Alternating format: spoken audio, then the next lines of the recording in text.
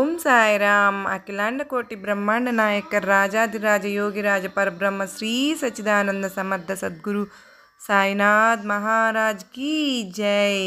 సాయి బిడ్డలందరికీ నా హృదయపూర్వకమైన నమస్కారములు. ఎలా ఉన్నారు ఫ్రెండ్స్? అందరూ బాగున్నారు కదా? మన సాయినాథుని దయ వలన అందరూ బాగున్నారని, బాగుండాలని మనస్ఫూర్తిగా సాయినాథుని కోరుకుంటూ ఈరోజు వీడియో స్టార్ట్ చేస్తూ ఉన్నాను.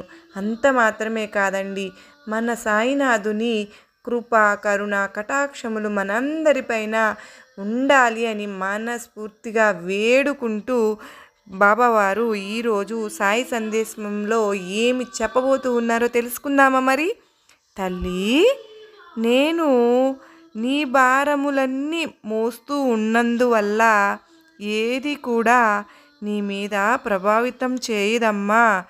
నువ్వు మాయ అంటే భ్రమను విజయవంతంగా దాటగలుగుతావు. నీ సాయినాథుడు నీతో ఉన్నందున మాయ నీకు ఎప్పుడు కూడా హాని చేయదు అని తెలియజేస్తూ ఉన్నారండి. బాబావారు ఎల్లప్పుడూ నీ సమీపంలోనే ఉన్నాను అన్న దృఢమైన బుద్ధి కలిగి ఉండు బిడ్డ. అప్పుడు నిన్ను ఎలాంటి విషయాలు కూడా ఎప్పుడూ బాధించవమ్మా. ప్రార్థనలు చేస్తూ ఉండు, అవి అసాధ్యమైన వాటిని కూడా సుసాధ్యాలు చేస్తాయి. అటువంటి అద్భుతాలు చేయడం దేవుని వంతు.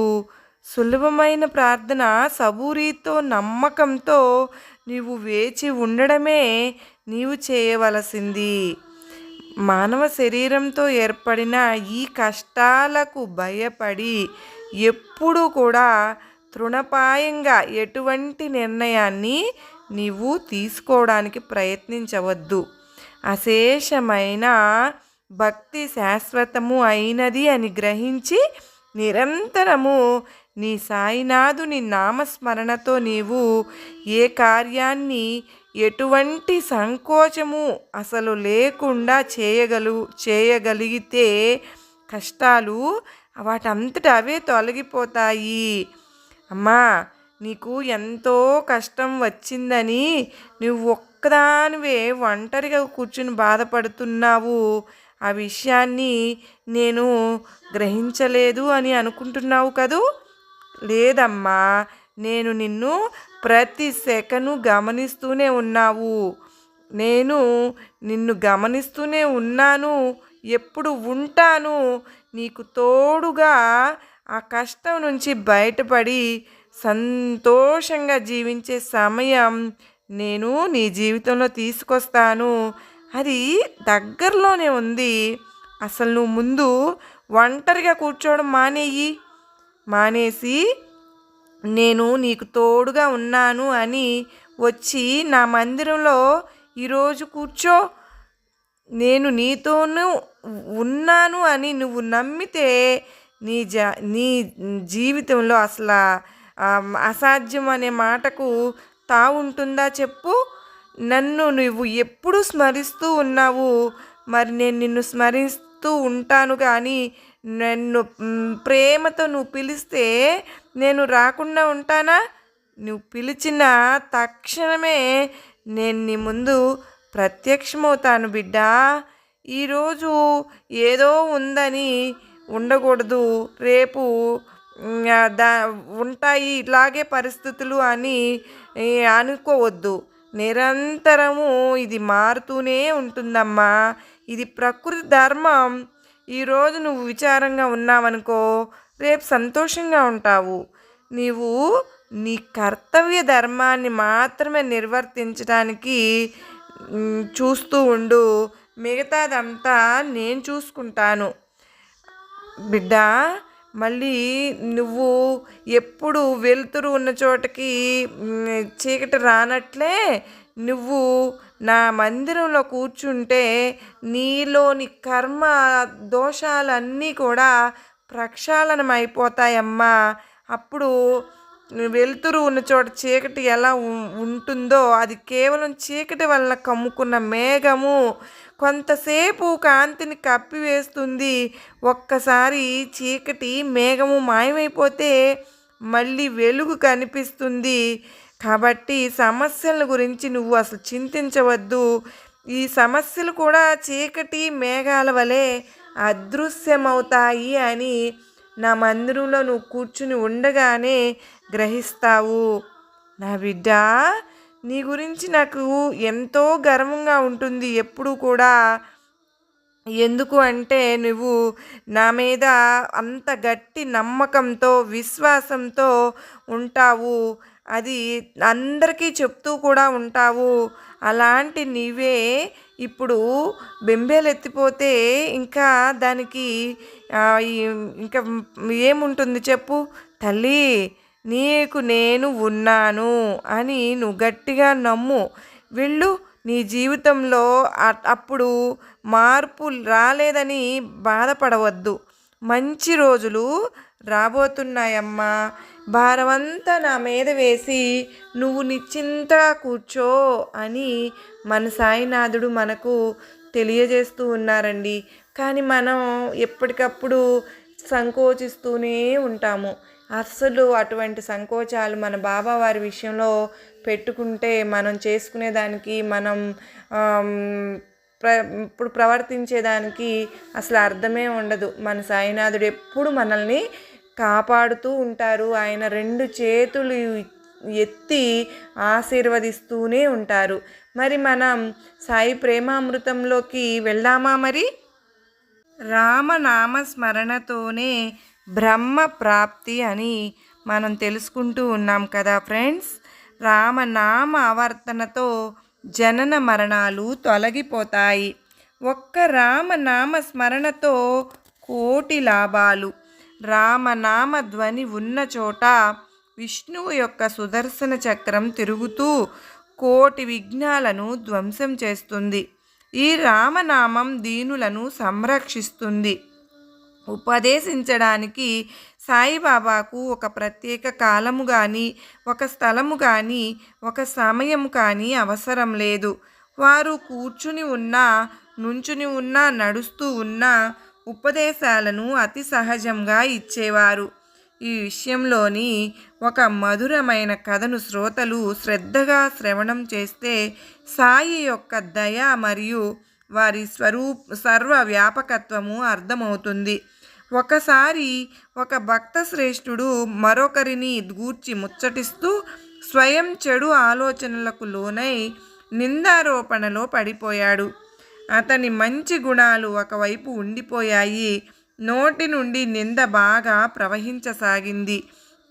అసలు విషయం అడుగున పడి నింద పైకి వచ్చింది.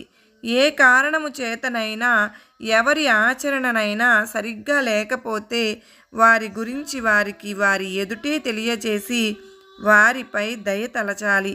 ఎవరినైనా సరే ఎప్పుడూ నిందించకూడదు అని ప్రతి ఒక్కరికి బాగా తెలుసు. అయినా ఎంత నిగ్రహించుకున్నా ఆ స్వభావం పొట్టలో అణిగి ఉండదు. కడుపులో నుండి కంఠంలోనికి, కంఠం నుండి జిహ్వపైకి, అక్కడి నుండి మెల్లమెల్లగా పెదవులపైకి సుఖంగా సంతోషంగా ప్రవహిస్తుంది. నింద చేసేవాని కంటే ఎక్కువ ఉపకారం చేసేవారు త్రిభువనాలలో ఉండరు. నిందారోపణ చేసి వారికి శ్రేయస్సును కలిగించడమే. మురికిని కొందరు కుంకుడుకాయలతోనూ, కొందరు సబ్బు సీకాయాది వస్తువులతోనూ కడుగుతారు. మరికొందరు నిర్మలమైన నీటితో కలుగుతారు. కానీ నింద చేసేవాడు ఇతరుల మురికిని తన నాలుకతో శుభ్రం చేస్తాడు. ఇతరులకు ఉపకారం చేయడానికి తాము మానసిక అధోగతిని సహిస్తారు. వారి మహోపకారం వర్ణించశక్యం కాదు. పరనింద చేసేవారు అత్యంత వందనీయులు. నిందా నెపంతో దోషాలను తెలియపరుస్తూ, అడుగడుగునా సావధానపరుస్తూ అనేక రకాల అనర్థాలను తొలగిస్తూ సహకరిస్తారు. అట్టివారి ఉపకారాన్ని నేనెంతని వర్ణించను. అట్టివారి గొప్పతనాన్ని సాధు సత్పురుషులు ఎందరో అనేక రకాల వర్ణించారు. అలాంటి నింద చేసేవారికి నేను సాష్టాంగ ప్రణామాన్ని చేస్తాను. శ్రోతలకు బాగా విసుగు కలిగింది కదూ. నిందారోపణ చేసినవాడు మల విసర్జనానికి బయలు ప్రదేశానికి వెళ్ళాడు. బాబా దర్శనానికి భక్తులు మసీదుకు వెళ్ళారు. బాబా పూర్ణ అంతర్జ్ఞాని. ఆయా సమయాలకు సరిగ్గా భక్తులకు శిక్షణను ఇచ్చేవారు. వారు తరువాత ఏం చేశారో వినండి. భక్తులతో సహా లెండీకి వెళుతూ బాబా ఆ నింద చేసిన వారిని గూర్చి అడిగారు. అతడు కాలువ వద్దకు బయలు ప్రదేశానికి వెళ్ళినట్లు భక్తులు చెప్పారు. తమ కార్యక్రమాన్ని ముగించుకుని బాబా లెండి నుండి బయలుదేరారు. కాలువకు వెళ్ళిన భక్తుడు కూడా ఇంటికి బయలుదేరాడు. ఆ ఉభయులు పరస్పరం కలుసుకున్నారు. అప్పుడు జరిగిన వృత్తాంతాన్ని నేను చేతులు జోడించుకుని శ్రోతలకు మనవి చేస్తాను, శ్రద్ధగా వినండి. అక్కడ ఒక కంచె ప్రక్కన ఒక ఊరి పంది మలాన్ని ముష్టాన్నంలా చప్పరిస్తూ తినేస్తోంది. బాబా తమ చేతితో దానిని అతనికి చూపించారు. చూసావా, జనుల మలం దాని జిహ్వకు ఎంత మధురంగా ఉందో. తన ఆప్తజనుల మీద కోపాన్ని ప్రదర్శించే తన కోరికను యథేచ్ఛగా తీర్చుకుంటోంది.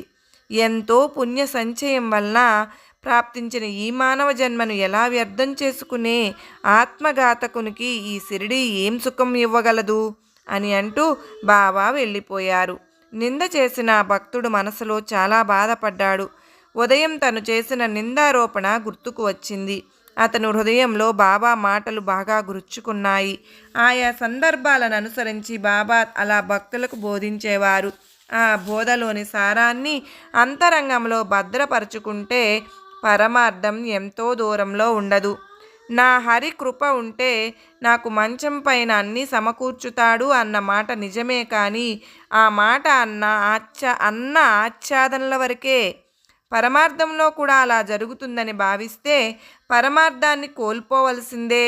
ఎవరు ఎలా చేస్తే అలా అనుభవిస్తారు అన్న బాబా మాటలు అమూల్యం. వారి యొక్క ఇతర వచనాలను వింటే ఆత్మానందం కలుగుతుంది. శ్రద్ధాభక్తులు ఉంటే అవి హృదయంలోకి చొచ్చుకుని పోతాయి. నేను జలంలో, భూప్రదేశంలో, మ్రానులలో, జనులలో, వనాలలో, దేశ విదేశాలలో, ఆకాశంలో, ప్రకాశంలో వ్యాపించి సంచరిస్తూ ఉంటాను. నేను ఒకే ప్రదేశంలో ఉండేవాణ్ణి కాను. 3.5 మూరలలో పరిమితమై ఉన్నానని, ఇదే నా వ్యాప్తి అని అనుకునే వారి భ్రాంతిని తొలగించడానికి నేను శరీరాన్ని ధరించాను. అహర్నిశలు అనన్యంగా నన్ను నిష్కామంగా ఆరాధించే వారికి ద్వైత భావం లేని నాతో ప్రత్యక్ష ఏకాత్మత ప్రాప్తిస్తుంది. మాధుర్యము లేకుండా బెల్లము, తరంగాలు లేకుండా సాగరము, తేజస్సు లేకుండా కళ్ళు ఉండవు కదా. అట్లే నేను కూడా ఏ అమాయక భక్తుడు ఉండడు. జనన మరణ ఆవర్తన తప్పించుకోవడానికి నిశ్చయించుకున్నవారు ప్రయత్నపూర్వకంగా ధర్మానుసారంగా ప్రవర్తించాలి. నిశ్చల మనస్సుతో ఉండాలి. కఠినమైన మాటలు త్యజించాలి. ఎవరి మనసును మాటలతో నొప్పించరాదు. ఎల్లప్పుడూ పరిశుద్ధ కర్మల యందే నిరతుడై ఉండాలి. మనసును స్వధర్మంలో ఉంచాలి. మీ మనోబుద్ధులను నాకు సమర్పించి నన్ను ఎల్లప్పుడూ స్మరించండి. ఇలా చేస్తే శరీరానికి ఎప్పుడు ఏం జరిగినా ముమ్మాటికి ఏ భయము ఉండదు. అనన్యంగా నాయందు దృష్టి ఉంచి నా కథలను వర్ణించేవారు, వినేవారు కూడా ధన్యులు. నా స్మరణ తప్ప అన్య ఆలోచనలు ఏవీ లేకుండా ఉంటే చిత్తం పరమాత్మలో లీనమవుతుంది. నా శరణు పొందు, నా నామాన్ని స్మరించు అని అందరికీ బాబా చెప్పారు. దానితో పాటు నేను ఎవరు అని తెలుసుకోవడానికి శ్రవణ మననాలను ఆజ్ఞాపించారు. ఒకరికి భగవన్నామ స్మరణ, ఒకరికి భగవల్లీలా శ్రవణం, ఒకరికి భగవత్పాద పూజ, ఇలా విభిన్న ప్రకృతి కలవారికి వేరువేరు సాధనలను చెప్పారు. ఒకరికి ఆధ్యాత్మ రామాయణ పఠన, ఒకరి జ్ఞానేశ్వరి పురచరణ, మరొకరికి హరివరద పారాయణ, ఇంకొకరికి గురుచరిత్ర అధ్యయనం. ఒకరిని తమ పాదాల వద్ద కూర్చుండబెట్టుకుంటే మరొకరిని ఖండోబా మందిరానికి పంపారు. ఇంకొకరి కంఠానికి ప్రేమతో విష్ణు సహస్రనామావళి కట్టారు.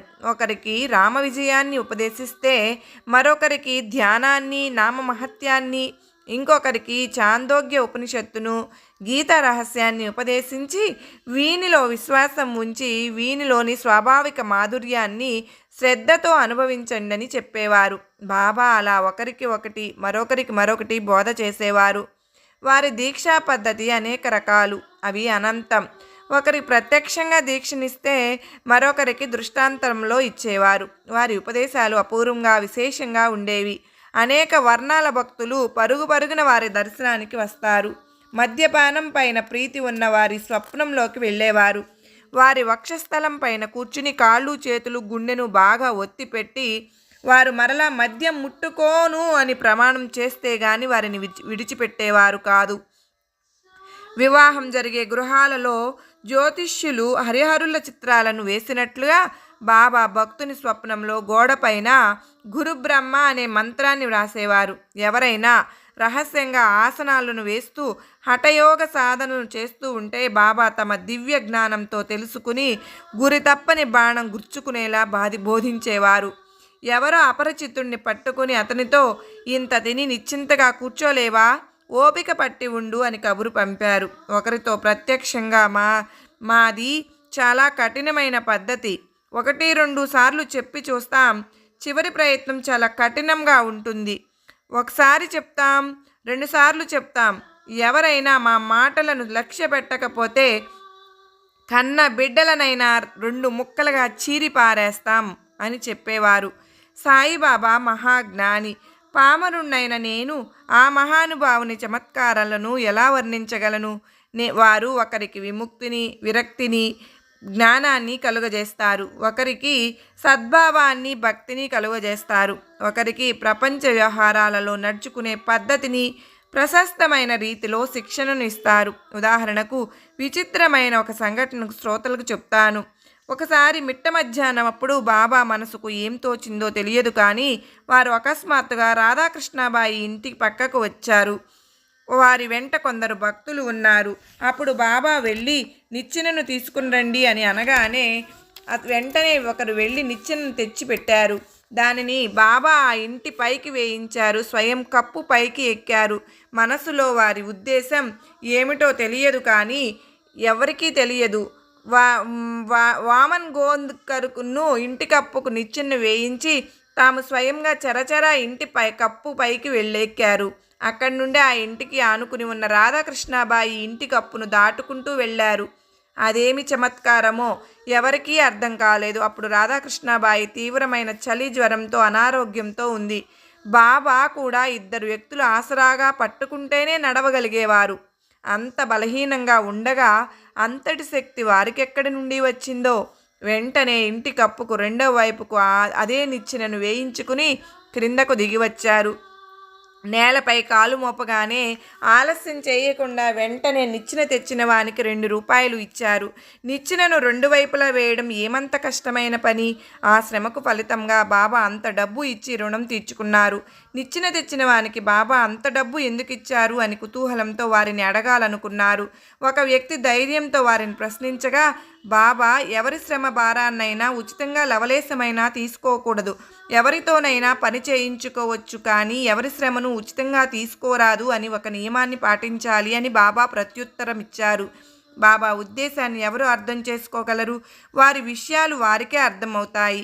సత్పురుషుల అంతరంగం అత్యంత గూఢంగా ఉంటుంది. వారి నోటి నుండి వెలువడిన మాటలే మనకు ఆధారం. వారి ఉపదేశాలను అనుసరిస్తే, ప్రవర్తిస్తే ప్రపంచ వ్యవహారాలను చక్కగా సుఖంగా సాగిపోతాయి. తరువాతి అధ్యాయం ఇంతకంటే మధుర రసభరితం. అమాయకులైన ఒక పనిపిల్ల వేదాంతంలోని గూఢమైన చిక్కును విడదీస్తుంది. హరిదాసు అయిన దాసగణుజనులకు ఉపకారం చేయాలని ఈశావాస్య ఉపనిషత్తును మరాఠీ భాషలోనికి అనువదించాలని నడుం కట్టాడు. సాయిబాబా అనుగ్రహంతో గ్రంథ రచన అయింది. కానీ ఏవో కొన్ని గూఢార్థాలు తెలియక అతని మనసుకు సందేహం కలిగింది. మరి ఆ సమస్యను బాబా ఎలా పరిష్కరించారు? బాబా షిరిడీలోనే కూర్చుని దాసగణతో వేలేపార్లేకు తిరిగి వెళ్ళినప్పుడు కాకాసాహెబ్ దీక్షిత్ ఇంట్లో పనిపిల్ల నీ సందేహాలను తీర్చుతుంది అని చెప్పారు. ఈశావాస్య ఉపనిషత్ కమలాల్ అనే సరోవరంలో వాగ్దేవి అనే భ్రమరం జూంకారం చేస్తూ తిరుగుతూ ఉంటే చతురులైన శ్రోతలు ఆ ఆనందాన్ని అనుభవించండి. తరువాతి అధ్యాయంలో ఈ కథను చెప్పేవారు, చెప్పించేవారు సాయి దయామయులు. సావధానంగా శ్రవణం చేస్తే శ్రోతలకు శుభం కలుగుతుంది. హేమాడ్ సాయికి మరియు సర్వజీవులలోని భగవంతునికి శరణు వేడుతూ శ్రోతలు సావధానంగా వినాలని వేడుకుంటున్నాడు. స్వస్తి శ్రీ సంత సజ్జన ప్రేరితము భక్త హేమాడ్ పంతు విరచితము అయిన శ్రీ సాయి సమర్థ సచ్చరిత్రంలో మదనుగ్రహమును 19వ అధ్యాయం సంపూర్ణం. సద్గురు శ్రీ సాయినాథార్పణమస్తు. శుభం భవతు.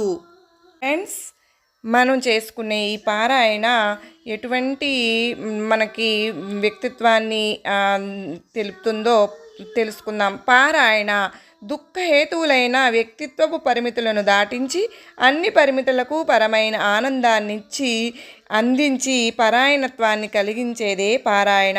ఒకానొక మహత్తర అంశాన్ని కూలంకషంగా అధ్యయనం చేసి అపారమైన దానితత్వాన్ని ఆకలింపు చేసుకునే సాధనం పారాయణ. సద్గురు దివ్య పాదాలను హృదయంలో ప్రతిష్ఠించుకుని భక్తి రాగరంజితమైన మనస్సు అనే కుంకుమతో ఆ పాదాలకు పారాణి చేయడమే పారాయణ. అందుకే మనం ప్రతిరోజు సాయి ప్రేమామృతం పారాయణ చేసుకుందాం. సర్వే జనా సుఖినో భవంతు.